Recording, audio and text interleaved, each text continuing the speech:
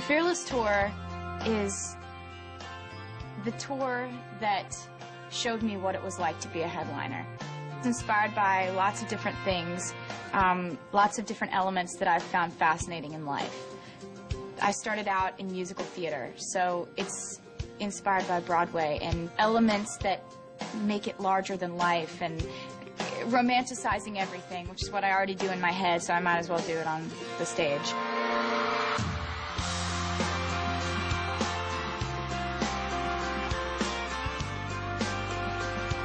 I love costume changes. I love sparkles.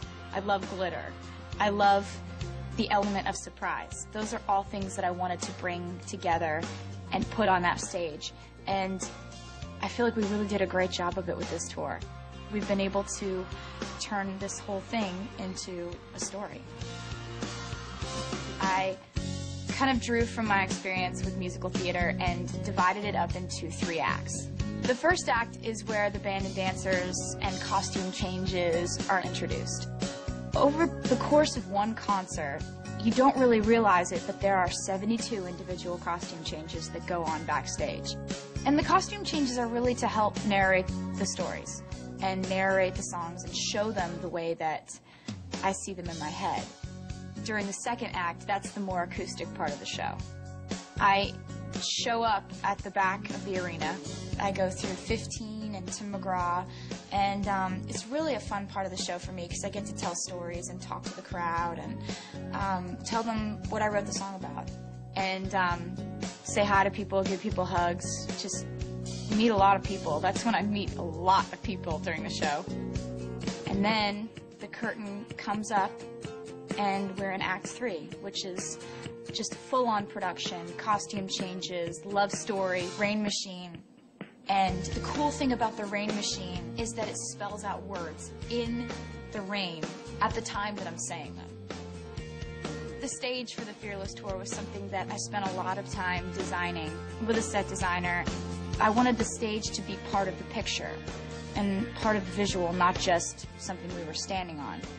I wanted to be able to become a castle if we wanted it to, and a city skyline if we wanted it to, and then I wanted it to disappear and have the piano be highlighted if we wanted to do that, or a library.